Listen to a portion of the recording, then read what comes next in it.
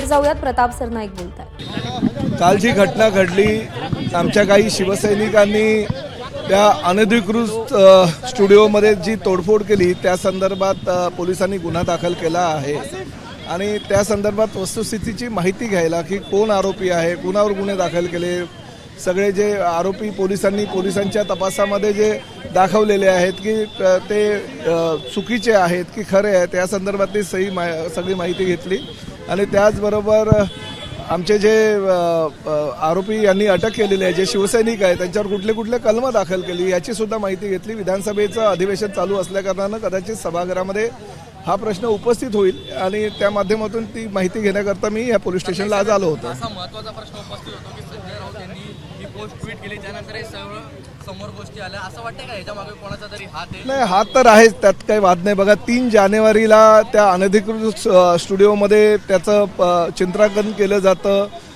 ते गाणं बनवलं जातं आणि 3 जानेवारी नंतर आज जवळजवळ एक 70-72 दिवसानंतर जर तो जो स्टुडिओ आहे त्या स्टुडिओतून हे गाणं लीक केलं जात असेल किंवा बाहेर टाकलं जात असेल तर ह्यामध्ये काहीतरी राजकारण असण्याची शक्यता नाकारता येत नाही आणि त्या गोष्टीनं पोलिसांना मी सांगितलंय की ह्या 70-75 दिवसाच्या कालावधीमध्ये ते गाणं का बाहेर आलं नाही आणि 3 जानेवारी नंतर अचानक कालच ते गाणं कसं काही बाहेर आलं ह्याची सुद्धा खोलपणे जाऊन तुम्ही चौकशी करणं गरजेचं आहे। संजय राऊत असं म्हणतायत की कुठेतरी गृह खात्याचं फेल्युअर आहे, काल जी तोडफोड झाली एकनाथ शिंदे गटाकडून म्हणजे जी तोडफोड करण्यात आली हे कुठेतरी गृह खात्याचं फेल्युअर आहे, आता हे तुमच्यावरती ढकलण्यात येत नाही। आता संजय राऊतांना सकाळी काय म्हणायचं असतं हे रात्रीच ठरवून ते सकाळी बोलत असतात, त्यामुळे कोणाचं काय फेल्युअर आहे ह्याबद्दल त्यांनी न बोललेलं बरं। त्यांच्या कार्यकाळामध्ये काय काय घटना ह्या मुंबईमध्ये घडत होत्या मुख्यमंत्री असताना किंवा महाविकास आघाडीचे गृहमंत्री असताना ह्या विषयावर मला आता काही बोलायचं नाही। फक्त जी घटना घडली ती घटना आम्ही शिवसेनेने फार गांभीर्याने घेतलेली आहे आणि कुठल्याही परिस्थितीमध्ये आमच्या पक्षाचे प्रमुखाने राज्याचे उपमुख्यमंत्र्यांबद्दल जर अशा प्रकारचं वक्तव्य कोणी करत असेल आणि चुकीचं काही बोलत असेल तर शिवसैनिक कधी गप्प बसणार नाही। राहुल कनाल आणि सरमळकर यांच्या माध्यमातून जो काही प्रकार घडलेला आहे त्या प्रकाराचं आम्ही समर्थन करणार नाही, परंतु शेवटी ते शिवसैनिक आहे। मी मंत्रीनंतर आणि शिवसैनिक आधी आहे। आमच्या पक्षाच्या प्रमुखाबद्दल जर कोणी असं वक्तव्य करत असेल आणि तशा प्रकारचं चीड आणणारं गाणं जर कोणी प्रकाशित करत असेल तर तो निश्चितपणे कुठल्याही शिवसैनिकाला राग येणारच।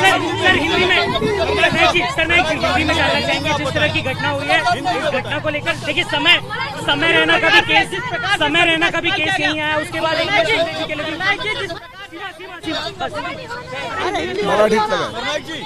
सर समय रहना का भी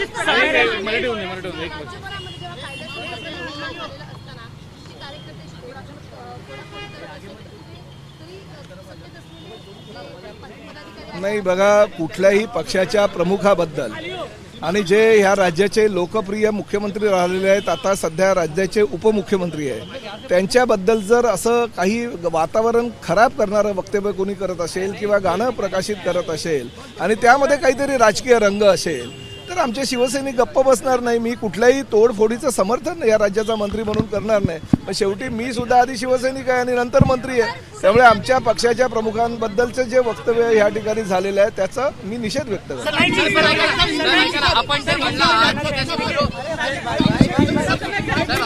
आणि त्याचबरोबर महत्त्वाचं म्हणजे मी आत्ताच महापालिकेचे जे आयुक्त आहे भूषण गगरानी यांच्याशी बोललो। ह्या स्टुडिओमधून अनेक गैरप्रकार घडलेले आहेत। या स्टुडिओमध्ये देशाच्या पंतप्रधानांविषयी सुद्धा आरव्याच्या शब्दामध्ये काहीतरी चित्रित झालेलं आहे। या स्टुडिओमध्ये राज्याचे अनेक जे मंत्री आहेत किंवा काही राजकीय पक्षाचे नेते आहेत त्यांच्याबद्दल चित्रीकरण झालेले आहे आणि ह्या स्टुडिओमध्ये अनेक प्रकारचे अशा घटना घडलेल्या आहेत ज्या घटनेमुळे ह्या मुंबईचं वातावरण गढूळ होईल, त्यामुळे तो अनधिकृत स्टुडिओवर तात्काळ कारवाई करावी अशी सूचना मी मुंबई महानगरपालिकेचे आयुक्त भूषण गगरानी यांना केलेले आहे।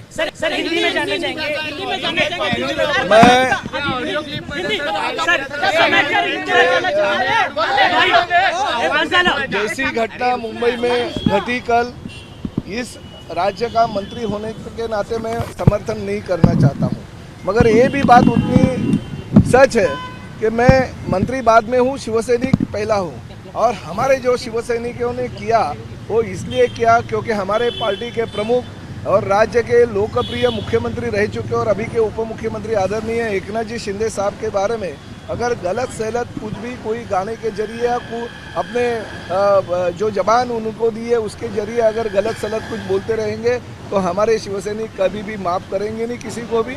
और आज मैं पुलिस स्टेशन में आया हूँ, हमारे कुछ शिवसैनिकों के ऊपर गुनाह दाखिल हो गया, उसमें क्या क्या कलम गया वो सच है कि झूठ है। और पुलिस ही कार्रवाई करते समय पुलिस डायरेक्ट हमारे कार्यकर्ताओं के घर पे जाते हैं जिनका नाम भी नहीं था, उनके खिलाफ अगर ऐसे एक्शन लेते तो वो भी कुछ गलत है।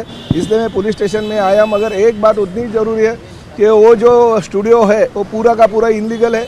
देश के पंतप्रधान आदरणीय नरेंद्र मोदी जी के बारे में वहाँ पे गलत सलत कुछ भी चित्रीकरण वहाँ पे हो गया, बहुत सारे राजनेताओं के बारे में चित्रीकरण हो गया।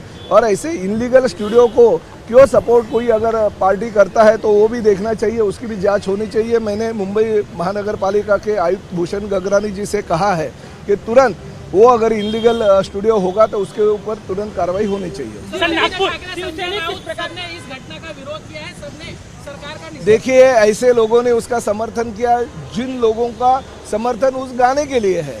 कुछ घटनाएं जो घटी है, मुंबई में घटी है, विधान भवन में घटी है, मुंबई हाईकोर्ट में घटी है, उसके ऊपर से लक्ष्य विचलित करने के लिए अगर ये चीज़ें उन्होंने की तो उसकी भी इंक्वायरी पुलिस ने करनी चाहिए, ऐसा भी मैंने डीसीपी को कहा है।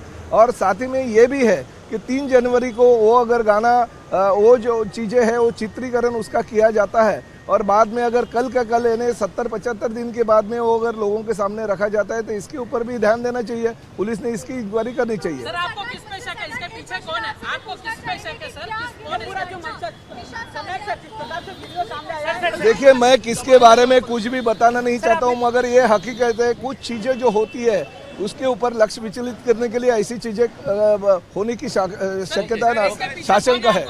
मैं हम लोग किसी का देखिए वो काम पुलिस का है, पुलिस को मैंने बोला है कि पूरी की पूरी जांच होनी चाहिए।